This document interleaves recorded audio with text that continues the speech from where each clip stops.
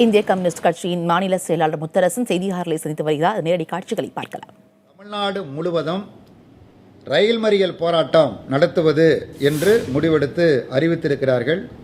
பல்வேறு அரசியல் கட்சிகளும் அமைப்புகளும் அதற்கு தொடர்ந்து ஆதரவு தெரிவித்திருக்கிறது.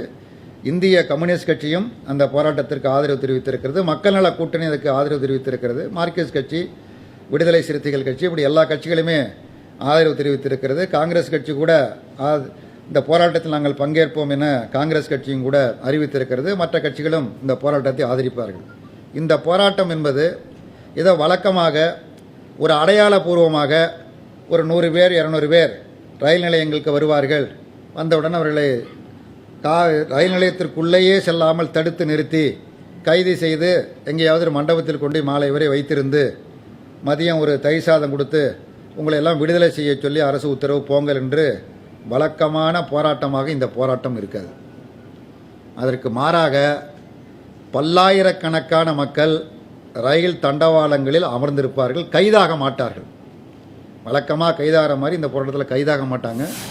2 நாட்களும் தமிழ்நாட்டில் ரயில் ஓடாமல் இருப்பதற்கு என்ன செய்ய வேண்டுமோ அதே நேரத்தில் ஜனநாயகபூர்வமாக எத்தகைய கடுகளவு வன்முறையும் இல்லாமல் அமைதியான முறையில் ஜனநாயகபூர்வமாக இந்த போராட்டம் நடைபெற இருக்கிறது. மாநிலம் முழுவதும் அதற்குள்ள கூட்டங்களும் ஏற்பாடுகளும் தயாரிப்புகளும் தொடர்ந்து எல்லா மாவட்டங்களிலும் நடைபெற்று கொண்டு இருக்கிறது.